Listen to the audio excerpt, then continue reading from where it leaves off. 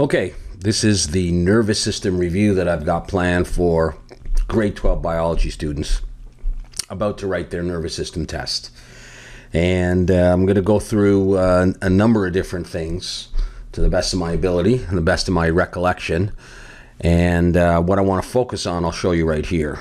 All right, so what I hope to go through is a little bit of stuff about the neuron. Now, this is not where the homeostasis strand began. In homeostasis, we first looked at, up here, feedback cycles, positive and negative feedback cycles, stimulus, receptor, afferent pathway, integrating center, efferent pathway, effector, response, and then the feedback arrow, negative or positive feedback. Whether we were dealing with a nervous system feedback cycle like the control of blood pressure or body temperature, or we were looking at hormonal feedback cycles, the lactation or childbirth with oxytocin. So I'm kind of going to skip over that and start at the neuron and talk about various potentials, resting membrane potential, gradient potential, action potential, propagation of the action potential, whether it's myelinated or non-myelinated neurons, a little bit on synaptic transmission. Maybe we'll throw in some disorders of the nervous system there, botulism, tetanus, that kind of thing. And we'll see what we can do with the brain and divisions of the nervous system. All right? So that's what I've got planned for you. So we're going to start talking about the neuron. And I'm going to have to do most of the drawing for this. I don't want to use anybody else's images, so you're just going to have to bear with my crappy artistic skill. But obviously the building block of the nervous system, the fundamental part of the nervous system is the neuron. And of course, a bundle of neurons makes up a nerve, along with other structures, blood vessels, arteries, veins, and connective tissue. But if we look at a typical neuron, we're going to have the cell body out here. All right, so I've got the cell body, and then projecting off of that is going to be the axon. And at the front of the neuron, we're going to have these long branch-like structures. At the end of those are going to be the receptors. All right, so we've got this structure. Let me just add to this a little bit. Surrounding this structure is going to be the myelin sheath. I know you're saying I've never seen a worst artist's drawing. And then this is going to split off and go down to wherever it's going to end. Let's say there's a muscle down here. I'm getting close to the bottom of the page there. So, all right, let's just look at this. The stimulus is going to be perceived up at the top. All right, so this is where the stimulus is going to occur, whether it's pressure or change in temperature or, light or something, smell, whatever the stimulus is, the receptor at this point is going to perceive it. Now, those receptors can be mechanoreceptors if they respond to some physical deformation, let's say, if they are Pacinian corpuscles in the skin responding to pressure, or hair receptors in the ear that get moved. Those are all mechanoreceptors, and there's various ones that we've looked at in the course. They might be chemoreceptors if this is in the nose or on the tongue, responding to chemicals. They might be photoreceptors if they're rods or cones, if they're in the retina of the eye, responding to light. Either way, that stimulus is going to lead to a graded potential, GP, graded potential, which I'm going to talk about a little bit later on, which is going to cause a change in the neuron. Now, these structures that I drew here, these are the dendrites, all right? The input zone, along with the receptor for the neuron. This particular neuron that I've tried to sketch here would represent a motor neuron because the cell body is somewhat in line with the axon. If I attempt to draw, and you're saying, no, please don't, but if I attempt to draw a sensory neuron, we're going to have an axon here coming down, and the cell body is off to the side in a sensory neuron. We're going to have this, and then we're going to have the terminal branches at the end. All right. So this is a motor neuron, but they all have the same basic structures: receptors, dendrites, axon, soma or cell body, terminal branches, and then most likely a synapse somewhere at the end where the signal is going to have to jump. And we'll talk about that in a bit. At any rate, the dendrites and the receptors are the input zone, and the information, the electrical information travels, or electrochemical, down the neuron. And when it gets to the axon, this is really where the action potential will occur. An action potential will then fire and travel along the neuron until it gets to the end, and then it will either jump across the synapse onto a muscle or a gland, the effector, causing some kind of response, or it may jump from one neuron to another neuron in the general, synaptic transmission. We also have, in addition to the axon, we have myelin sheath.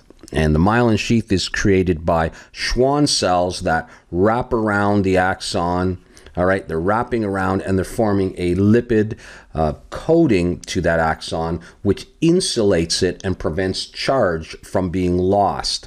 The charge being predominantly the sodium ions that are coming into the neuron during the action potential, so that those sodium ions don't leak out of the axon. We'll talk a little bit more about that when we look at propagation down the neuron. So we have the myelin sheath, and in between, where there are gaps in the myelin sheath, we have nodes of Ranvier. And these are important for action potentials to jump from node to node in saltatory conduction, and this increases the speed of transmission of the action potential, because the action potential itself, as you know, does not change in magnitude or duration. All right, there's the action potential. It lasts about 3 milliseconds, and it has a constant amplitude as it goes up from resting membrane potential. So the size and the duration of the action potential doesn't change, but the speed at which it can be propagated down the neuron can change depending on the type of neuron, where it is in the body, and whether or not the neuron is myelinated, has myelin sheath, or is non-myelinated. And we'll talk a little bit about both of those. So sensory neuron, or motor neuron here, sensory neuron there, and of course I'm just going to erase all that stuff. Neurons are connected, so if your skin was right here, all right, that's your skin, and then you had a receptor inside the skin leading to dendrites, so I'll just do it like that, and then we came up here, and the cell body, of course, in a sensory neuron is off to the side, and then we came out and we had the terminal branches. All right, where the axon splits. This is the output zone. This is the input zone. This is the conducting zone, and this is the output zone. And then from there, the impulse would jump to another neuron in the middle. This could be an interneuron or an association neuron. And then from there, we're going to come into a motor neuron, and the cell body, of course, is going to be in line there to the axon there. Terminal branches down here, maybe going on to a muscle or something like that. So we've got the sensory neuron, the association or interneuron, and the motor neuron, pretty much with the same structures. All right. So how does this actually work? I mean, I alluded to the fact that a stimulus is applied to a receptor, and that causes a change. And I mentioned this thing called the graded potential. So let's talk about the graded potential. So I'm going to draw a cylinder, and this is going to represent my neuron. This could be the dendrite. This could be the axon. It doesn't really matter. A neuron can be stimulated at multiple places, but assume that this is the beginning of the neuron, and a stimulus is going to be applied right here. So this is stimulus. Let's talk about physical pressure. All right. The stimulus is a pinprick or a physical pressure on the skin. When the stimulus occurs, it's going to cause a graded potential. Now, inside the neuron, there's a high concentration of potassium. There's a high concentration of other negative anions, proteins, and stuff like that. Outside the neuron, there's a high concentration of sodium. There's a high concentration of chloride. And these are the main players in signaling in the nervous system and in the resting membrane potential. So normally at rest, these are the ion distributions, and the neuron membrane is freely permeable to potassium. So potassium will tend to move from a region of high concentration inside the neuron to a region of low concentration out here. This is where it's in low concentration, and this is where it's in high concentration. So the potassium will leave. So we have ion distribution as our first sort of part of the resting membrane potential. We have high membrane permeability to potassium, and that is our second component of the resting membrane potential. And then there is the sodium-potassium pump within the neuron membrane, which is going to take any sodium that trickles into the neuron. I mean, again, at rest, the neuron is not very permeable at all to sodium, highly permeable to potassium. But any sodium that does trickle in is going to get kicked out by the sodium-potassium pump, and it's going to pump 3 sodiums out. And the potassium that freely flows out is going to get moved back into the neuron, 2 potassiums at a time. All right. And this is going to require ATP here is going to be used to use this, because this is an antiport transport mechanism. So it requires energy because these ions are moving against the concentration gradient. And what that's going to do, because of the loss of potassium here, that's going to bring positive charge out. And the extra 3-to-2 ratio of positive ions being pumped out by the sodium-potassium pump, that's also going to lead to positivity outside the neuron, leaving behind those negative anions and just the deficit of positive charge. This leads to a polarity of the membrane, all right, positive outside, negative inside, and this is called resting membrane potential. Ion distribution is different. Membrane highly permeable to potassium, leading to potassium efflux down its concentration gradient. No energy is required for that. And then this energy requiring step, the sodium-potassium pump, and that's, by the way, the third step. Might as well be consistent in this. All right. Pumping out the sodium, reestablishing the concentration gradients, and leading to more positivity outside. Resting membrane potential leaves the neuron with a negative charge on the inside, a positive charge on the outside, and that's a polarity, right? Opposite poles. And it has a magnitude of around 80 millivolts. 65 to 80 millivolts, and we put the negative sign because we're referring to the fact that it's negative on the inside and positive on the outside. So at rest, a typical neuron is about minus 80 millivolts in charge. If we draw a little graph over here, all right, of membrane potential over here, sometimes people write EM, and the units are millivolts versus time in milliseconds, then resting membrane potential would be like this. A dotted line or some kind of a line at about minus 80, and it's relatively constant. And that's called the resting membrane potential. Excuse me. Now, of course, a lot of work was done in order to achieve this, as you can see right over here, and a lot of ATP was used. So just like interphase is considered resting stage in cell division, just before mitosis, a lot of things are going on in interphase. A lot of things are going on to achieve this resting membrane potential. And when a stimulus occurs, that disrupts the resting membrane potential. So that's what we want to talk about next. So back to our cylindrical neuron here.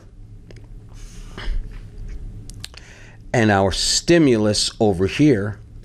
The neuron is at rest, negative on the inside, positive on the outside due to what we just talked about. And when a stimulus occurs, that pinprick, let's say in the skin, it causes some of that sodium that is in high concentration outside, that the neuron is not normally permeable to. It causes some of that sodium to trickle in through leak channels. So I'm drawing those as just these little lines here. That's a leak channel. Sodium leaks into the neuron. When it leaks into the neuron, it starts to bring in its positive charge, right? Because sodium is positive. This is starting to change the resting membrane potential. And if we come over here to our graph again of EM versus time, and here is our resting membrane potential, as that sodium trickles in, the charge starts going more positive. This is positive upwards and it's negative down there. And it's about, minus 80 here, minus 80 millivolts.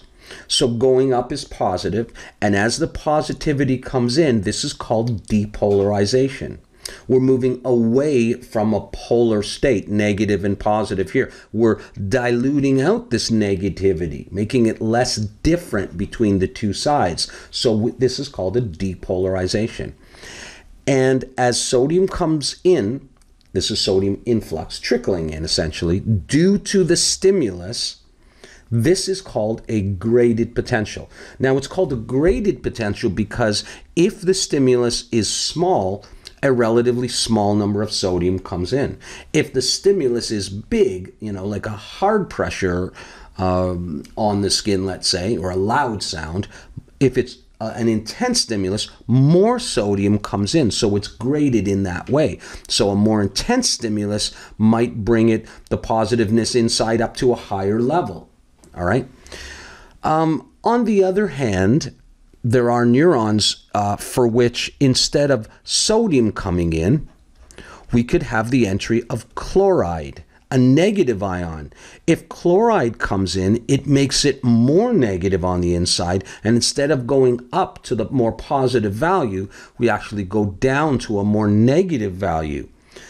Well, now the difference between the inside and the outside has been exaggerated. All right, there's a greater difference between the two. It's more negative in here compared to the outside. This is called hyperpolarization. And in this case, the neuron is being moved further away from a very special value up here, which is called threshold potential. All right, we're being hyperpolarized, moving farther away from this region called threshold potential, and that tends to inhibit neurons. So graded potentials may be excitatory or they may be inhibitory. They also will, the size of the graded potential is proportional to the stimulus intensity. So those are a couple of features. The other thing to think about is the fact that the sodium that has come in here doesn't stick around for very long. That sodium can then diffuse out of the neuron. It can go this way, it can go this way, it can go in any direction. And so whatever amount of charge that has come in and built up at that point will dissipate over time. Just like if you push on some water and you get these waves, they get smaller and smaller and smaller, and eventually they're gone. So if somebody is over here on the other side of the pond, they're not even going to know that you were there pushing the water. All right, they disappear, and so graded potentials fade away. They are conducted decrementally. People sometimes say they just fade out. All right, so they are not used as main signals that have to travel down a neuron. If you pushed a wave, at the beginning of the neuron right here, by the time it gets over here, it's gone. All right, and that's because the wave is really sodium, and it comes in and it's in high concentration for a second there, and then it just goes away. All right. Another final thing to note about graded potentials is this entry of sodium doesn't have to happen only in this spot.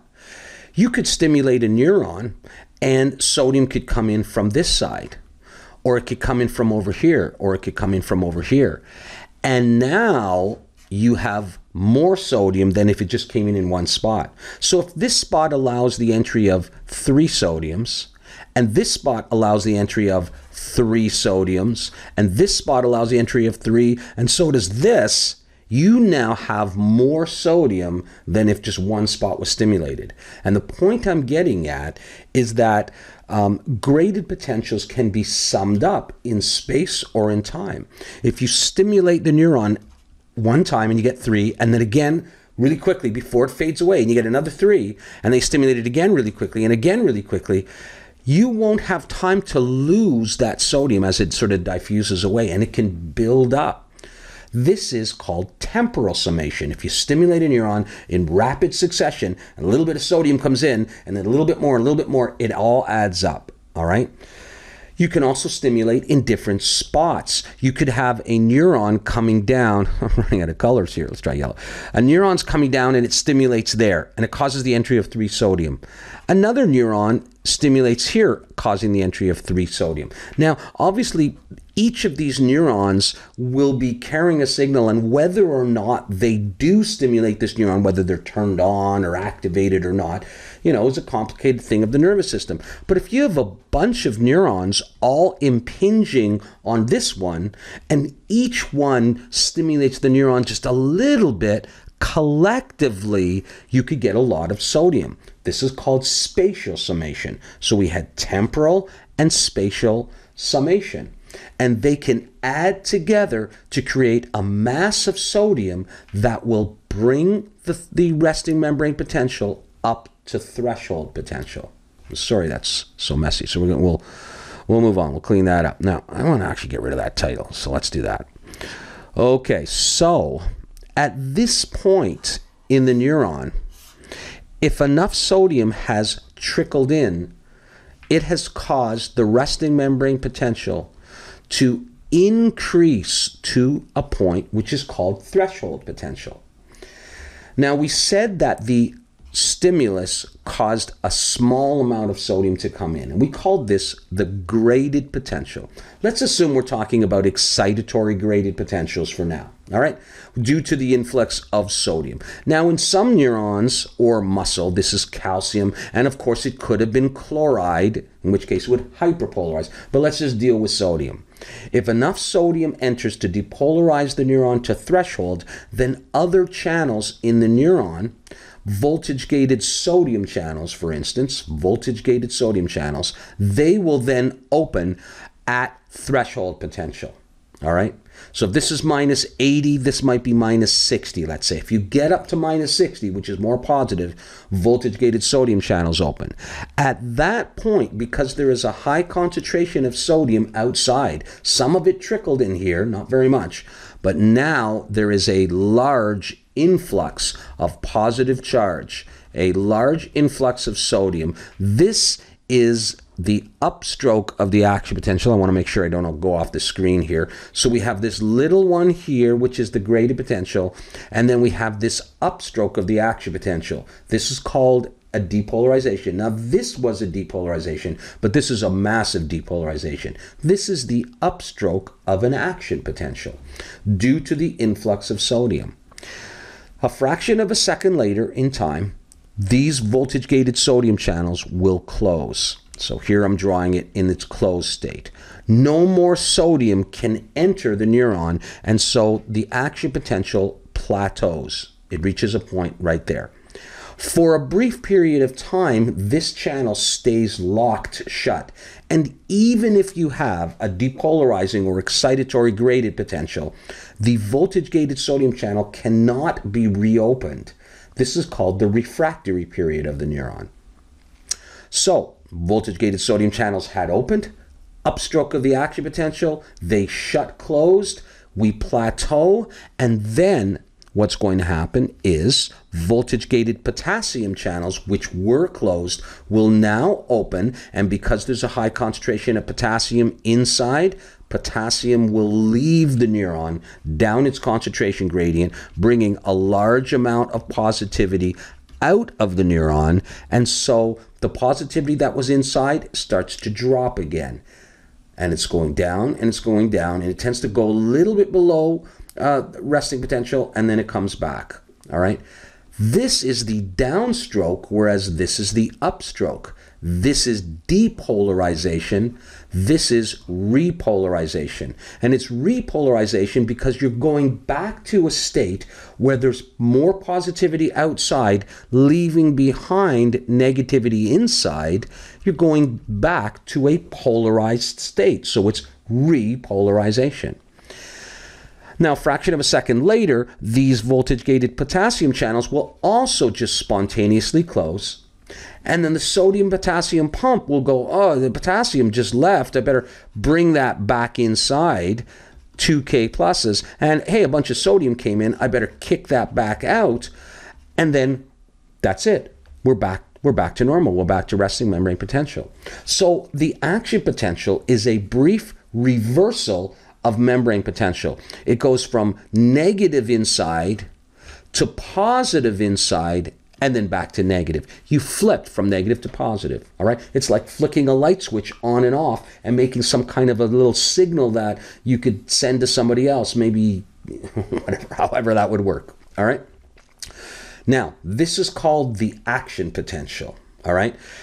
Action potentials in a particular neuron are always the same size, magnitude, as I said, all right? Because what happens is at threshold potential, the voltage-gated sodium channels open, but they will close at a predetermined threshold, at a predetermined voltage. They will just spontaneously close. So you're not going to get, just because you got more sodium from the stimulus, from the graded potential, all right?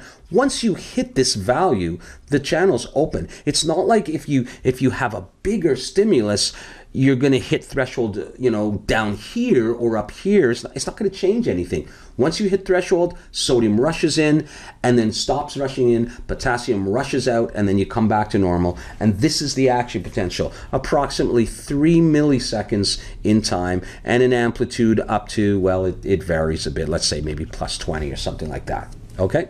Now hang on, I got to shut my camera for a second.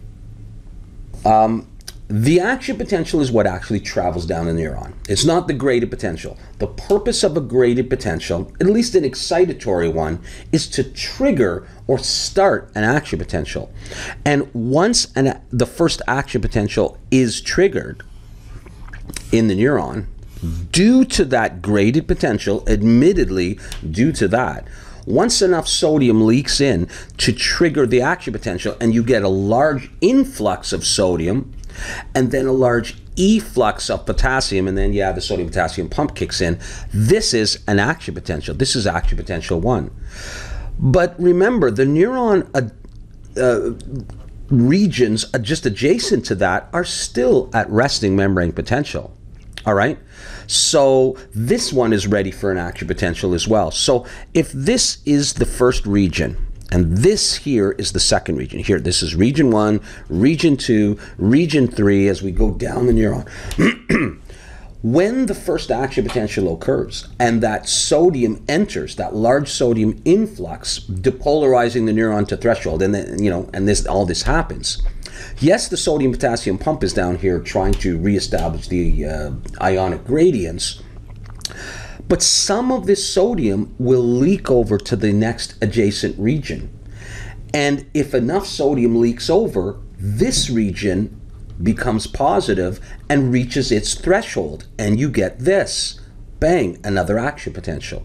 Because we've reached threshold potential in this region. Not all of it was kicked out by the sodium potassium pump as it's bringing potassium in and sodium out. Some of it trickled over this way. Now, some of it leaked over here, and some of it leaked over here. But because the neuron is, it's microscopic, right? Enough sodium trickles just a small distance over, triggering an action potential here. So the first action potential triggers the second action potential. And this is propagation of the action potential. The graded potential didn't move. It started the whole thing here that allowed the large sodium influx. But once you had that, the first action potential triggered the second action potential, which triggered the third one. So when the sodium rushes in here in the upstroke, all right, some of it trickles over to this region, depolarizing it to threshold. And the potassium will go out and everything, and then the sodium potassium pump will readjust everything. But you're now at action potential 3. And that will propagate all the way down the neuron. It will not fade out unless you have some kind of neuron disorder, which we talk about multiple sclerosis and other ones in a moment. Meanwhile, as this is all happening at action potential 3, everything is going back to normal in this region, back to resting potential. In fact, refractory period, so that sodium can't enter anymore, so they go back to sleep. All right, resting potential has been reestablished here. This area has just fired an action potential, so it's positive inside. This area is at rest still. all right, just waiting for that action potential. But once these regions go back out of the refractory period, they're ready for another stimulus, all right? So if the stimulus has been applied, like a pinprick or something, and this happens in a fraction of a second, then very quickly they're ready for another impulse. So you get a constant pain or a constant signal going down, but there is a slight delay called the refractory period. That actually helps to prevent action potentials from going in reverse, all right? So if the stimulus started here, we had an action potential, and then we had an action potential, and we had an action potential. What's to stop this sodium that came in and it is diffusing to region 3? What's to stop it from like going this way or this way? It goes every way. Well, the reason the action potential will go this way only if we start at the beginning, all right, is because even if a little bit of sodium trickles back here, this region is in its refractory period and cannot fire an action potential. By the time it's ready to go again, any sodium that trickled over has gone. There's not enough sodium anymore. Now, it would be different if you were to stimulate a neuron in the middle, down here. If this neuron caused a greater potential right here and sodium came in and everything was in resting potential, you could get an action potential going that way and you could get one going that way. And that's another story. All right. So we have propagation of the action potential down a neuron, and I'm really talking about non-myelinated neurons here, where an action potential occurs at this region, and then at this region, and at this region, and all of the pumps and channels needed, the voltage-gated channels, the sodium-potassium pumps, are all throughout the neuron. In another scenario, we have myelinated neuron. So I'm going to draw our cylinder again. And now I'm going to draw these blocks on here, and this represents the myelin sheath. So once again, we have our stimulus, trickle of sodium in, excitatory graded potential, enough sodium to come in to cause massive sodium influx through voltage-gated channels, massive sodium efflux through voltage-gated channels, and that is our action potential occurring right in that position. The sodium that has come in does not trigger an action potential right here in this region. This area is covered by a myelin sheath, and there are no voltage-gated channels or sodium-potassium pumps. It would make no sense, really, because this is lipid material of the Schwann cells, and charged species cannot move through them, so it'd be stupid to have the channels there. What the myelin sheath does is it prevents the sodium that has entered from leaving the neuron as it will sort of bounce or be repelled off there, so that enough sodium makes it to the next region where the axon is exposed. And it is in these regions that the voltage-gated channels existed. So if you had your action potential here in region 1, and this was region 2, this region is at rest at this point, negative on the inside, positive on the outside, all right? When the sodium does get to this region, it then depolarizes this region to threshold, causing the firing of AP2. So you had AP1 here, you have AP2 right here. And the action potentials occur at the nodes of Ranvier. And when the sodium has come in right here, I'm going to stick with the green color, all right, due to massive sodium influx and then massive K plus E flux, that's the action potential, the sodium now trickles over. Oh, I can't get out there. I can't get out here. And of course, this is all throughout. This is in, in 3D space. The myelin sheath wraps all the way around. So that sodium makes it to the next node, which is right here. Sorry, I'm switching colors. And bang, it triggers another action potential. Action potential 3 happens here. So the action potential happens at the first node, at the second node, at the third node, and not sequentially at every region of the neuron like it did in the non-myelinated neuron. Because of the myelin sheath, it happens only at the nodes. Therefore, it seems as if the action potential is kind of hopping or jumping. This is faster transmission, all right? Saltatory conduction is faster propagation of the action potential down the neuron. Either way, both of those use action potential for long distance signaling along neurons all the way to the end. All right. And if we looked at neurons, we would really find that, let me switch to another color, that they are really bundled in these things called nerves. And inside a nerve are fascicles, all right, bundles of neurons. So every one of these is a neuron. So this might be a nerve in your arm. And a nerve is like a cable, all right, with lots of wires inside. The outside is called the epineurium. This is the perineurium, and the spaces in between the individual neurons and their axons is called endoneurium. So epineurium, perineurium, endoneurium. And there may be also an artery there with a nice thick wall and a distorted shaped vein and various other connective tissues and stuff. And this is a nerve. So we're distinguishing nerves from neurons. Each of these is an individual neuron. And this bundle of neurons, which has a perineurium as a membranous cover, is called a fascicle.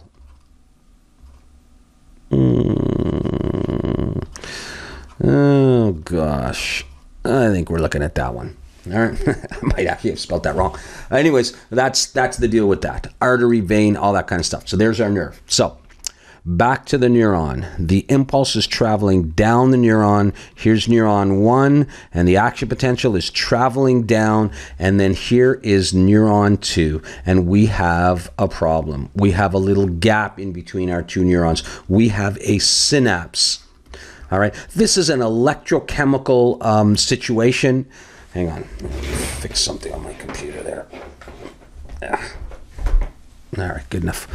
All right, we have an electrochemical signal, the action potential here. We need to create another action potential in this neuron. This is the presynaptic neuron, this is the postsynaptic neuron, and this is the synapse right here. And the signal has to jump across a very, very tiny gap called the synapse, whether it's between a neuron and a neuron or a neuron and a muscle or whatever. This is going to be a chemical situation, a chemical signal. So I'm going to switch my orientation, and I'm just going to quickly do that.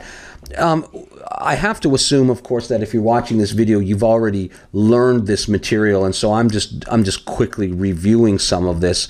All right. So we have the presynaptic neuron, and we have the postsynaptic neuron, and a synapse in between. And when an action potential arrives at the presynaptic terminal, the end of the neuron, and keeping in mind the neuron might be something like this. There's a cell body, and it comes down and it splits into various branches. You know, at the end of each one of these branches is the presynaptic terminal, and that's what I'm drawing right here. Inside the presynaptic terminal are membrane-bound sacs called vesicles, and inside each vesicle is a bunch of neurotransmitters. NT is the short form we often give to these. These are various chemicals, nervous system chemicals, which will be released from the vesicle. All right. When the action potential arrives, it causes the opening of voltage-gated calcium channels. Calcium is in high concentration outside. The calcium comes in through the voltage-gated channel and helps the vesicle to fuse with the presynaptic membrane. This allows the neurotransmitters to be freed into the synapse. This is called exocytosis, and then to diffuse across the synapse to postsynaptic receptors. When the neurotransmitter binds to a postsynaptic receptor, it causes the opening of a channel that's associated with each receptor, an ion channel, and ions enter the postsynaptic neuron.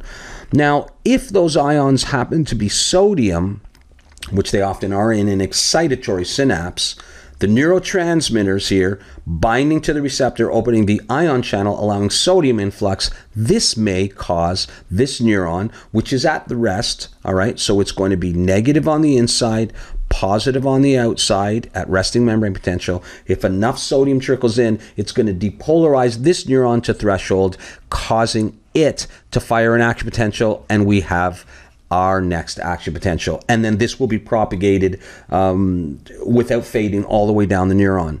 So that is the job of the neurotransmitter, is to open ion channels, allowing the entry of ions to cause another action potential. Chloride could come in, on the other hand, if this was a different type of neuron, and that would hyperpolarize or inhibit this neuron, prevent it from firing. So you can imagine if there were many neurons coming down, like streets, busy streets coming down, then the sum total of the activity, some might excite, some might inhibit, would determine what this neuron is supposed to do. Is it supposed to fire, or is it supposed to go to sleep? Those neurotransmitters then will fall off the receptors, and often they are reuptaken back into the vesicles, all right, for reuse, or they might just diffuse away, or they might be broken down by enzymes, depending on the neurotransmitter and that kind of thing. Or all three of these things could happen. There are drugs which block the uptake of certain excitatory neurotransmitters, like cocaine blocks the reuptake of norepinephrine or potentially dopamine. We haven't really talked about dopamine. And then if cocaine blocks the reuptake of that neurotransmitter, the neurotransmitter stays in the synapse and continually stimulates the receptor, and that leads to the brain effects of cocaine, the constant repetitive stimulation. So, I mean, this gets into the area of pharmacology, and there's a whole bunch of drugs and chemicals used in medicine to modulate the synaptic transmission, that kind of thing. Hang on. So we've got excitatory, we've got inhibitory synapses. Really, another thing I should just quickly mention is the influx of that sodium here, as it comes in through these ion channels, causes a graded potential, right? If the graded potential is enough to reach threshold, you get the action potential. So this is sometimes called a synaptic potential, a graded potential that's occurring at the synapse. And that would be the same thing, but that would of course hyperpolarize. So you get a synaptic potential, and if it's a supra-threshold or above threshold, you'll fire the action potential and you're on your way. There are also various drugs and poisons like botulism, some kind of food poisoning from bacteria. The toxin, which prevents the release, blocks the release of neurotransmitters like the neurotransmitter acetylcholine. If it prevents the release of that neurotransmitter here, then it can't stimulate the next neuron, and that causes the effects of the botulism.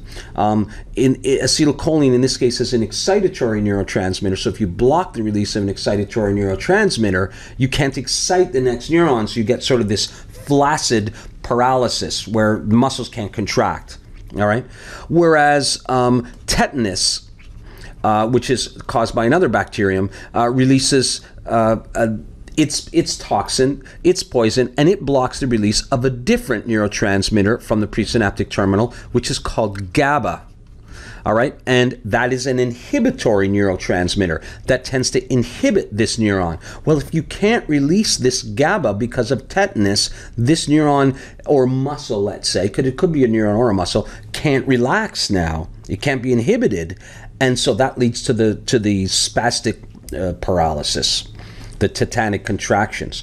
So these are all disorders of the nervous system affecting synaptic transmission, either between neurons or between a neuron and a muscle. There are drugs that also come along and mimic neurotransmitters. I'm trying to draw something that's different like that. It's got a similar shape to this. Here, I'll just switch to white. Imagine something like this fitting into the receptor instead of this. This maybe is acetylcholine, which is supposed to stimulate this neuron or muscle. This, on the other hand, is curare, which is a poison that competitively inhibits those receptors. It competes with acetylcholine. If it binds to the receptors, then acetylcholine can't, because all of these spaces are taken, these parking spots are taken, acetylcholine can't get in there, and that leads to the effects of curare poisoning.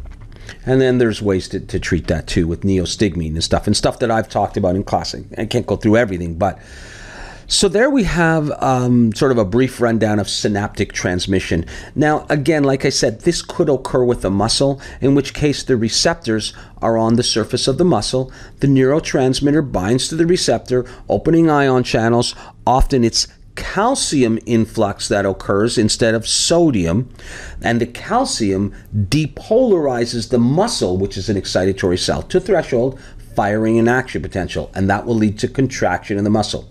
So whether the presynaptic neuron ends on a postsynaptic neuron or ends on a muscle, the same kind of idea occurs. The release of neurotransmitters, the influx of ions through ion channels, whether it's sodium or chloride or calcium, and the eventual depolarization or hyperpolarization of that postsynaptic neuron or muscle. I had thought of something else I was going to say there briefly, but I've lost it. So we're gonna let it go. All right. So that's a little bit of pharmacology and synaptic transmission. Let me just see where I'm at. It's a long video. Pretty much talked about all of these things. I would just say that I haven't done a lot on the brain in our grade 12 course. You know, if you go on to university, you'll do a lot more stuff on the brain, and you'll have profs that can actually draw the brain, unlike me. But if it was something like this, the brain is divided into various major regions, okay, called lobes. This is the frontal lobe at the front of the brain, which governs things like higher thought and memory. 2 is the parietal lobe, which is roughly on the top area there, okay, which is the somatosensory area where you sense things and movement. This is the occipital cortex, which governs vision, among other things. So I'm being relatively simplistic. And this region along the side is the temporal lobe, which governs hearing. So frontal for higher thought, parietal for somatosensory, occipital for vision, temporal for hearing. There's lots more to it, of course. Over here we have the cerebellum, which is involved with controlling coordination and balance. We have the spinal cord, which with the brain and the spinal cord, this makes up the central nervous system, or CNS. We have the pons, which is a relay station between parts of the brain. And we have the medulla down here, which governs many involuntary reflexes like the breathing and heart rate, that kind of thing. The nerves that then come off of the brain, well, those are the cranial ones. Well, in particular, these ones down here that serve the rest of the body, they make up part of the peripheral nervous system. So you have 2 parts, the central and the peripheral nervous system. The central nervous system is the brain and the spinal cord. The peripheral nervous system is the somatic and motor neurons and the autonomic nervous system, all right, which can be sympathetic or parasympathetic. So these are the nerves that come down and lead to the heart. Well, you know that you can't control your heart, okay, on your own. So the sympathetic nervous system speeds the heart rate up in case of, emergencies and stuff. The parasympathetic slows it down. There are sympathetic and parasympathetic nerves that go to your eyes, which control pupil dilation, and to all the parts of the body, preparing the body for stress. That's usually the sympathetic part, or for relaxation, and that's the parasympathetic part. So it does get rather complicated with the pre- and post-ganglionic fibers. So if this is the spinal cord here, there are clusters of cell bodies outside of the spinal cord. And as these nerves come out, they go into these ganglia, these swellings there. And so this neuron before is called a preganglionic fiber. Then there's a neuron that comes out and goes to the actual body organ, let's say the heart. And this is called the postganglionic fiber. And if these are sympathetic nerves or neurons, there's also parasympathetic nerves or neurons coming out as well. So one might excite the heart and the other might inhibit the heart. One might dilate the pupil, all right? And one might constrict the pupil. I don't know what that is. All right. Sympathetic would dilate. Parasympathetic would constrict the pupil. All right. Let in more light for better ability to fight or deal with stress or something like that. So those are the basic divisions of the nervous system and the basic parts of the brain. Of course, on the inside of the brain, you're also going to have a connection between the two cerebral hemispheres, all right, because there's two of them. If you look down at the top of the brain, you got these two cerebral hemispheres, and this is the front there, all right, and this is the back, and the cerebellum's there. They have to communicate with each other, so that's the corpus callosum, which does that. And there's the pineal gland, which is involved with various biorhythms. There is the thalamus, and below that, the hypothalamus, which is predominantly sort of an endocrine gland. And then, of course, the pituitary gland, which sticks off the front, which is also an endocrine gland. So these are nervous system structures that have endocrine roles and release various hormones. There are things that I'm omitting here, of course, things that would be in your notes from your teacher, but that's a basic rundown of some of the things that I wanted to talk about. I know it became a very long video, but that's what I wanted to say, I think, for this video. Good luck in all your evaluations and in learning all this very interesting stuff, and I hope that helped you out. See you again soon.